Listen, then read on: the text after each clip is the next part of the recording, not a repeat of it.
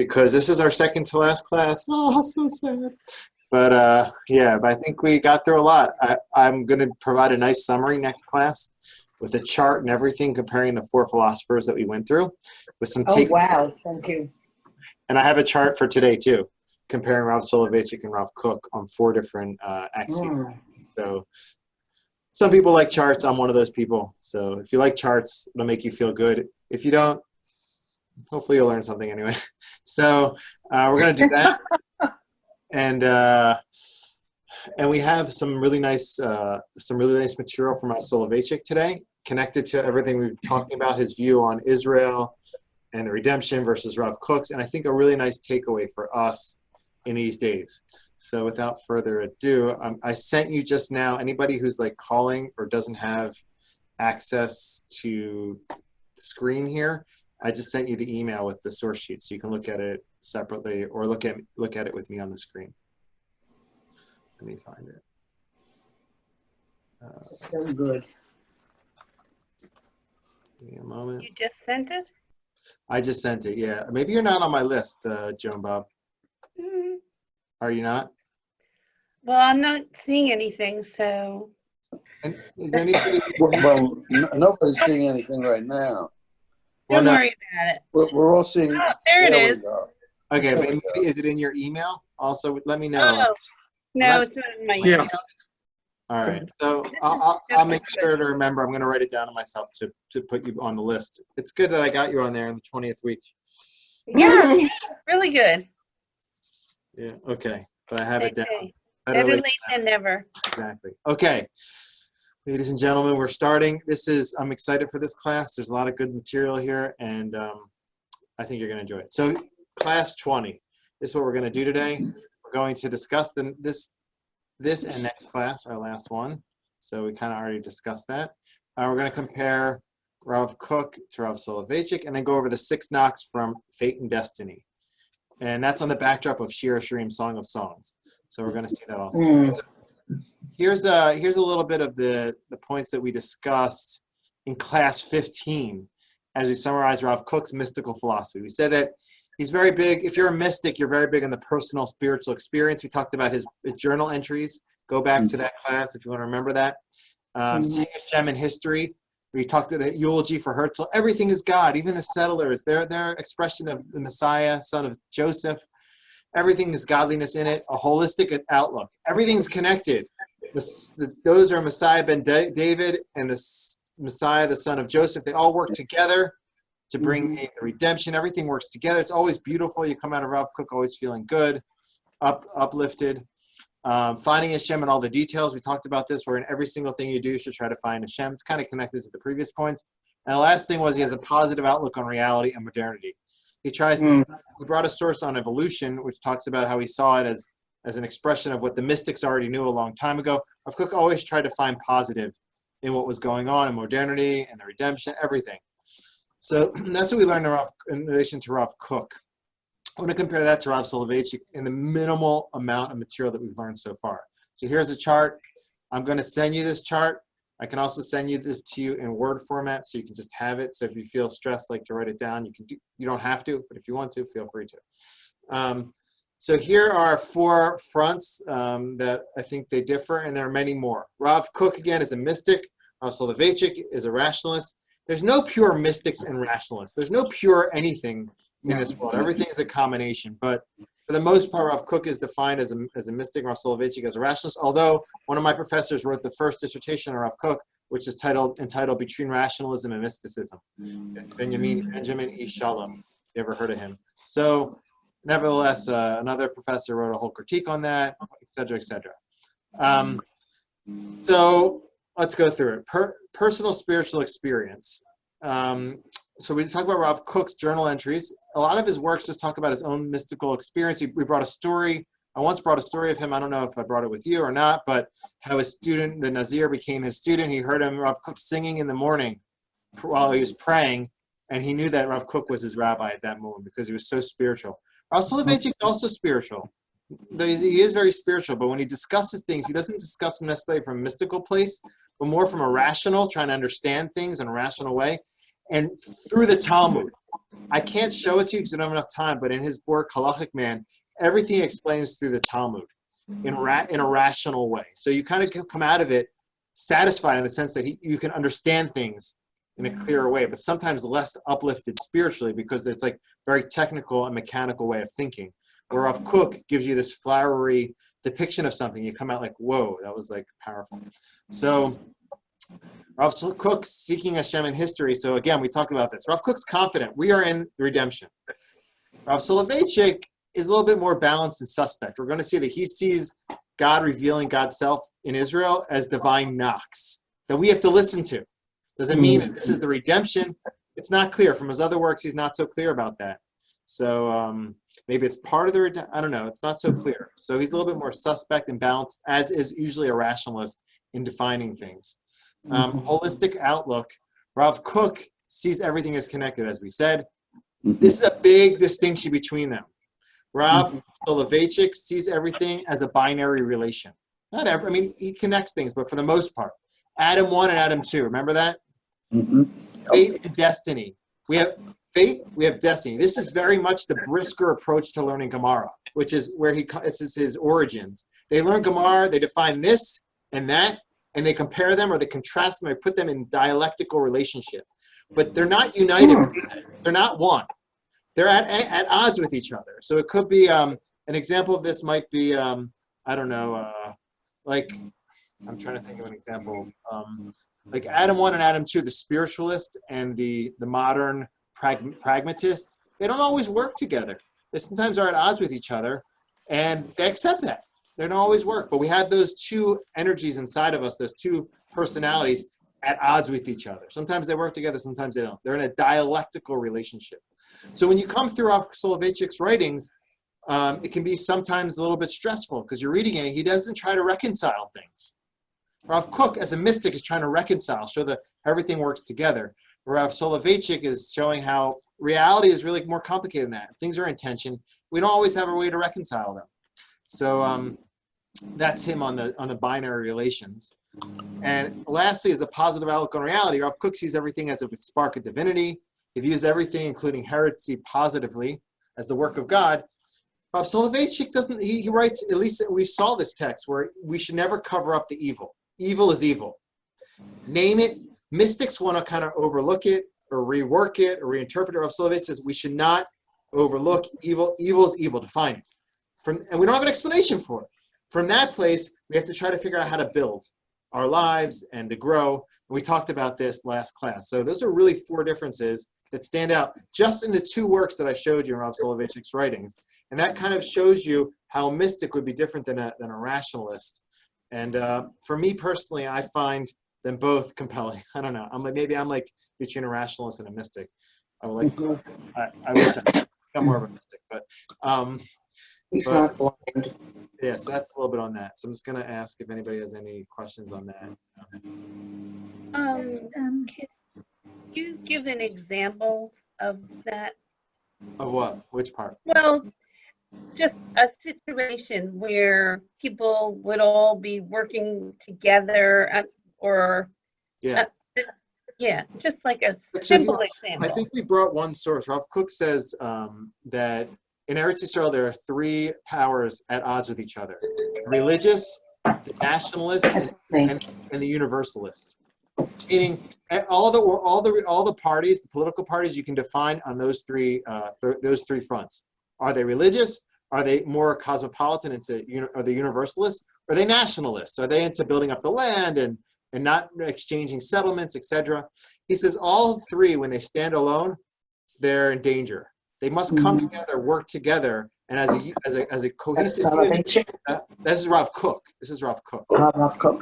Rav Kook is always trying to unite. That's a source in Rav Kook. I can send it. I'll link it to you. I think I might have taught it to you once. I remember that, yes. So that's an example of working together. Another example is how Rav Kook says that the Messiah, the settlers, have to unite in his time with those in the old settlement, which is the ultra-Orthodox. And together, one will build up the land, the other will infuse it with spirit, and everyone will work together. There'll be a happy ending. That's an example of that. And respect each other. What? And respect each other. Respect each other, work together, and understand that you are incomplete unless you have the other. Right, If everybody believes that they're complete in themselves, it's dangerous and it's not true. So, right. yeah, and Thank you. Just Rav Soloveitchik had a university education, correct? yes. And I think, and I don't think Rav Kook did. So I think, Rav Kook did a lot of reading. He did a lot of reading. I don't know if he had a degree per se, but he was holding in general right. philosophy. But I'm wondering if the fact that Rabbi Soloveitchik had a university education influenced his rationalist approach. It So seems to go that's hand one, in hand. that's one influence. If you, I can probably send you a few pages from this summary of his writings, Majesty and Humility. In this, I would suggest getting this. It's very clearly written, and it's one of the better synopses of his writings based on his different books. So I'll send you a link to this. This is like a nice book. It's clearly written too. And in here, he goes through the different sources of his thinking. One of them is that he grew up in the Brisker learning model, which in Brisker learning, everything is like a hefza and a gavra, like a thing and a person. You're defining things in different categories, and those categories don't always work together. That's like one source of his outlook. But yes, but Rav Kook also studied secular knowledge. But for Rav Kook, it always worked as in a complementary fashion to his religious learning. He was always trying to uplift it and elevate it and show where the divine spark is in it. He says, we don't need Immanuel Kant to tell us that we can't completely ever know God. We have it in the Kabbalah. There's a Kabbalistic spark in Immanuel Kant's writing. Spinoza, we don't need Spinoza to tell us that we can't, we understand God through all of God's Nature. world. We knew this from mysticism. So he's always trying to show in everything there's a spark, an uplifter. Rav Soloveitchik's not stressed out by that. He's able to say there's secular learning, there's Orthodox religious learning. Sometimes they work together, sometimes they don't. I'm not stressed out. I don't have to uplift everything. It's not my responsibility.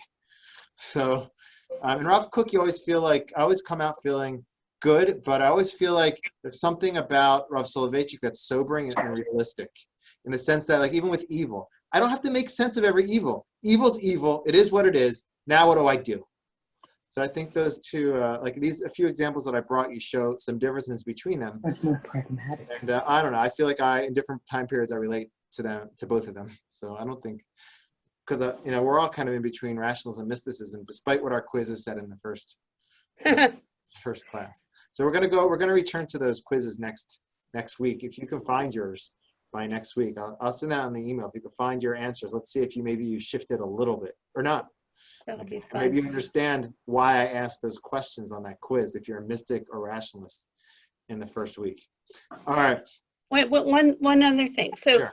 the examples that you gave, the religious parties or the settlers and the ultra-Orthodox, what would be Rav Soloveitchik's view with the political parties? Yeah, so he shifted. He was once in more of an anti-Zionist party, then he shifted more to the Mizrahi. I don't know. I have to look more into how he would view how the different parties have to work together.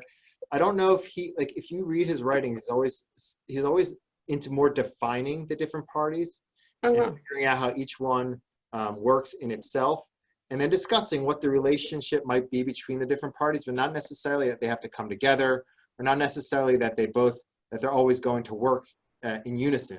Maybe sometimes you need them to be separate and to work separately, and maybe unfortunately they will never unite. This is called a Kierkegaard. I think it's a Kierkegaardian dialectic versus Rav Kook. I'm bringing you these philosophical terms that make you sound smart. Rav Kook is more of a Hegelian dialectic. Hegel.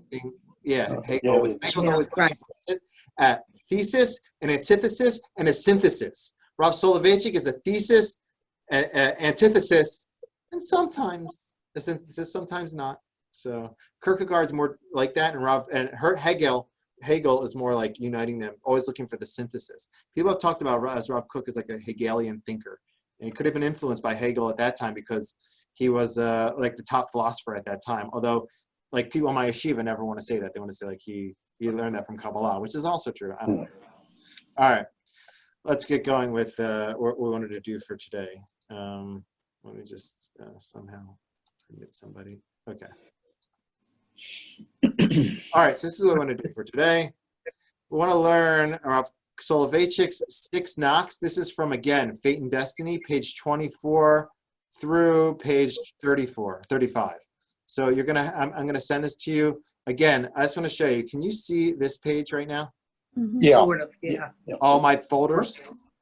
Yep. Yeah. So anybody who's been receiving my emails, this is what you should be receiving each week. Oh, You have all of gosh. our folders from the whole year. Okay. Wow. Okay, I'm gonna get Okay. it. Now, can we go online for that? I've been sending that link every week. I haven't seen that at all. Okay, so I'm going to send it to you again this week, and it's going to say Okay. the overall course folder.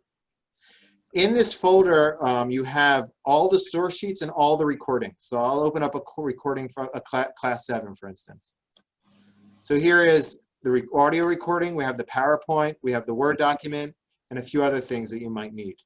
Oh, that's fantastic. Thank you. Okay, so I've been doing this Ah. every week and sending it out. If you haven't been getting it or opening it, it's worthwhile to do so. And in recent weeks, I've been putting in the videos from Zoom. So you have video recordings in here too, okay? So just know you have everything here that you can go. Oh, this is phenomenal. Wow. So that's under the listing overall course folder, and then I give each week the folder of the week. See, I'm I was so afraid of opening it because I didn't know what I would get. Yeah, okay. All right. Good. So here's what we want to do today. I want to go over a little piece in the Song of Songs, and then talk about how Rav Soloveitchik discusses this in relation to what's going on in the land of Israel. I think in 1956 he wrote this, and then what this means for us. And we have around 12 minutes to do this. So okay. Song of Songs. So Song of Songs is a complicated story. I have what I believe to be a really good lecture on it, and I actually have it in Zoom format. So I'll link to that. It's again, it's like a half-hour lecture, but it's my view on the whole Song of Songs and like how I see the messages for us religiously. So I'll send that to you. But here's a source in here where basically in Song of Songs, it's like a dialectic between the maiden and the dode, which is like I don't know what the word would be, her love, and her darling or whatever. He comes to visit her at her home, and she doesn't come out to see him, and he knocks on her door, and in the end they never get to unite. They don't get to unite, at least in this episode, because she was a little bit too complacent. She was comfortable in her home. She didn't want to come out to see him. It was wet outside. He was knocking. And once she finally got out of her robe and she went out to go see him, he was gone. And there's a lot of like, this is a parable for our relationship with God, where God's seeking us and we don't always hear God knocking. And so here's just the text. I've come to my garden, my own bride. I've plucked my myrrh and spice, eaten my honey and my honeycomb, drunk my wine and my milk. I was asleep, but my heart was wakeful. Hark, my beloved knocks. Okay, let me in, my own, my darling. So he's saying to his love, let me in your house. For my head is drenched with dew. It's really wet outside. My locks with the damp of night. It's damp out here. And she said, I had taken off my robe. Was I to don it again? I just got comfy. It's warm in here. I'm drinking my coffee like some of you are. I had bathed my feet. Was I to soil them again?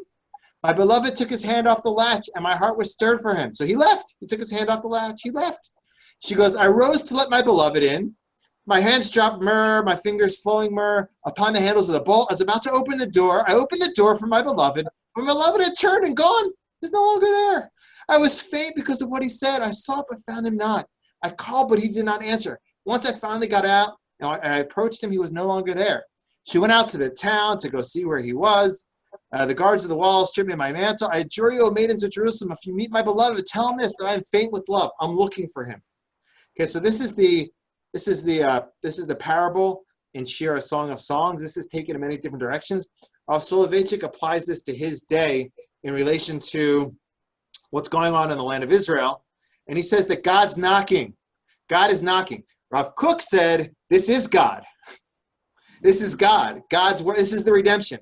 Rav Soloveitchik said God's knocking, and in truth, Rav Soloveitchik never did make Aliyah. And in that book that I showed you, he tries to resolve this by saying that Rav Soloveitchik was for manifesting destiny, as we talked about last week, turning fate into destiny. It could be in the land of Israel. It could be here. We have to manifest our destiny. But Eretz Yisrael is one place that we for sure should do that. So that's how he explained the 6 knocks here, and less of a positive redemptive way, but more of a great opportunity for us to support them or to be involved in that destiny. So here are the 6 knocks, sorry. I just saw this number 8, so I said 8. So how many times did the beloved knock on the door of the tent of his love? It appears to me that we count at least 6 knocks. One thing you need to know about Rav Soloveitchik's writing, it is filled with Tanakhic stories and parables, which is awesome. Like he always brings Jonah, Song of Songs. He'll bring Abraham. He'll bring all kinds of characters from the Tanakh, and he'll bring them to life. It's really, really beautiful, actually. Like we talked about Adam 1 and Adam 2. That became a really dry academic description. He turned it, he infused it with life and made it into a whole lecture. So here's another example how he takes the story from Song of Songs and he fills it with life. So he says, the first knock is the knock in the political arena. And so he says, basically, no one can deny that from the standpoint of international relations, the establishment of the State of Israel was an almost supernatural occurrence. So I'm not going to go into the details here with you because we don't have time. I'll ask you to read this on your own. But basically, he goes in to the fact the United Nations, how everything came to play, was almost supernatural. And it was a divine knock telling us, wake up. He says here, it is the voice of my beloved that knocketh. We have to wake up and see that God's working here.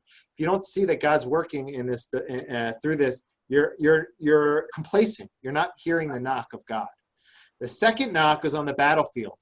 So he says the small Israeli defense forces defeated the mighty armies of the Arab countries. Does this sound familiar? The small defeating the many. This is from the Hanukkah. Well, this is from Hallel. Yeah, from Hallel. It's also from the insertion that we put into our in the Birkat Hamazon during Rosh Hashanah, during Hanukkah and Purim. So that's what happened on the battlefield. The third knock is the theological tent, which he says this is the strongest knock of all. But later on, he says there's a stronger one. So I don't know. We'll see. But he says here, I've often emphasized when speaking of the land of Israel that all the claims of the Christian theologians that God deprived the Jewish people of its rights in the land of Israel, and all the biblical promises regarding Zion and the Jerusalem refer in an allegorical sense to Christianity and the Christian church, have been publicly refuted by the establishment of the state of Israel and have been exposed as falsehoods, lacking all validity. So that's a political knock that's waking people up, saying those lies that you've been fed, that God forgot his nation over the 2,000 years of exile, it's nonsense. The words of the prophets are coming true, and we have to recognize that and see that as another divine knock. Again, you'll see the details if you read through this. It's pretty powerful. The fourth knock is the beloved knocking on the hearts of the perplexed and assimilated youths. So people start to, in his time at least, and now it's not really like that, actually. The youth today is kind of like somewhat anti-Zionist, at least like the more progressive. I wouldn't say anti-Zionist. I'm not going to do that. I'm going to say they're less traditionally Zionist than how he's depicting them. Whereas the youth in his time, when they heard about Israel, it immediately inspired them to have a deep respect for Israel and deep loyalty and affinity with what's going on in the land. Israel, you mentioned the word Israel, it triggers people to connect. Today, it's not always like that. The disconnect. There's a certain disconnect to some extent. Depends which it depends which of the youth, but it's not the way it was as much in his time. But it is, at least in the generation that was before our generation. I know that anytime if I give a sermon on Israel, I'll always get good reviews afterwards. It's like a safe, at least in the main sanctuary, because it's just a safe topic, and everyone loves Israel in there. So everybody loves Israel, but I'm not getting into all that. Okay, so the fourth is the beloved knocking in the hearts of the perplexed and assimilated youth. They start to have they feel certain loyalty and connection to Judaism through Israel. He says, like Jonah, says, buried hidden thoughts and paradoxical reflections emerge from the depths of the souls of even the most devout assimilationists. This is in 1956, okay? Once he begins to think and contemplate, once his sleep is disturbed, who knows where his thoughts will take him? What form of expression his doubts and queries will assume? It is the voice of my beloved knocketh, okay? Another knock. The fifth knock is the most important one. So I think before he said the loudest one. This is the strongest knock. Okay. This is the most important one. It's maybe not the strongest one. And this is actually really interesting. It says, God surprised their enemies and reminded them with this knock that Jewish blood is not free for the taking. It's not hefker. So he's promoting here. He says, of course, we shouldn't. It's bad to always anytime spill blood unnecessarily. But Jews can defend themselves, and now they have the land of their own. We're able to defend ourselves, just like the halacha says that if someone comes and they break into your home, you can defend yourselves first. Jews can defend themselves, and this is another knock. He says, the honor of every community, like the honor of every individual, resides in the ability to defend its existence and honor. People that cannot ensure its own freedom, security, is not truly independent. He says here. He says, let's not forget that the venom of Hitlerian anti-Semitism, which made the Jews like the fish of the sea to be preyed upon by all, still affects many in our generation who view the horrific spectacle of the gassing of millions with indifference, as an ordinary event not requiring a moment's thought. The antidote to this deadly poison that envenomed minds and benumbed hearts, I just like his language, it's great, is the readiness of the state of Israel to defend the lives of its sons, its builders. It is the voice of my beloved that knocketh. It's another knock of Hashem appearing today in his time. The last knock, which is a powerful one also, is that the Jews finally have a place to seek refuge. It says, the gates of the land were open. A Jew who flees from a hostile country now knows that he can find a secure refuge in the land of his ancestors. This was in 1956. Especially true today. We can find lodging in the Holy Land. Let us not view this matter lightly. It is the voice of my beloved that knocketh. Okay, so here you have God knocking and knocking and knocking. The question is, are we going to listen? Is his generation going to listen to the knock and get involved in one way or another? So I wanted to show you this. This last piece where Rav Soloveitchik says that God, Eretz Yisrael, land of Israel, is a refuge for us. Rav Kook takes issue with looking at it just like that. Rav Kook says it's much more than that. This is Eretz Yisrael is not a kinyan chitzoni la'oma. They used to teach us this in yeshiva, like almost like a mantra. It's not an external acquisition that we can just in which we can seek refuge. It is extrinsically united with Am Yisrael. It's like Am Yisrael and Eretz Yisrael are one. They are a couple, and they're intrinsically united. It's not just a place where we seek refuge. We're returning to our beloved on a very deep, mystical, intrinsic level. So Rav Kook takes a little bit of issue with defining it solely like that, which I just want to point that out. But what I want to take from this, and I guess I'm going like super fast right now. I feel like I'm talking like Ben Shapiro, if you ever heard him speak really quickly in his podcast. Anyway, but what I want to point out, in addition to the beautiful descriptions of these knocks and what they can mean for us on a national level, I think there's a lot to tell us on a personal level. When everything started to go on with COVID-19, I was basically overwhelmed, and it wasn't clear. Wait, we have a chat here. Let me see what's on right in the chat. I appreciate. Okay, great. I was overwhelmed. I didn't know what to do with it, and I've been through different stages. But for me, what's been important is try to feel how Hashem's knocking on my door. I don't have an answer for why all this is happening, and if rabbis say they do, I'm a little bit suspect if they have an answer for everybody. But I think on a personal level, we have to see what's God telling us on a personal level. What is God telling us? God's doing something, changing our lives. We're trapped in our homes now. Our lives have been changed. What are the knocks for us? What is God telling us? What is it? And it's important to get out of our beds, out of our comfort zone, and see and answer the door. Answer the door. I can't tell you what the knocks are. There might be one knock, there might be 3 knocks, there might be 6 knocks. But God's trying to tell each of us something. And it's important to try to figure that out, try to figure out what those knocks are, and listen to them. Listen hard. And from there, we can grow and become better people and perhaps emerge from this, turning our fate of this reality into destiny. And that's really the point of Rav Soloveitchik's book. So I was hoping I could kind of maybe inspire us to kind of take a step towards, opening the door, at least approaching the door, and hopefully hearing the knocks so we can grow on our own personal level from this experience. Amen. That's a little bit. Yeah. This is a wow. Tador Abba. All right, so that's Rav Soloveitchik's Fate and Destiny in 2 classes of half-hour installation, maybe 3, I don't know. But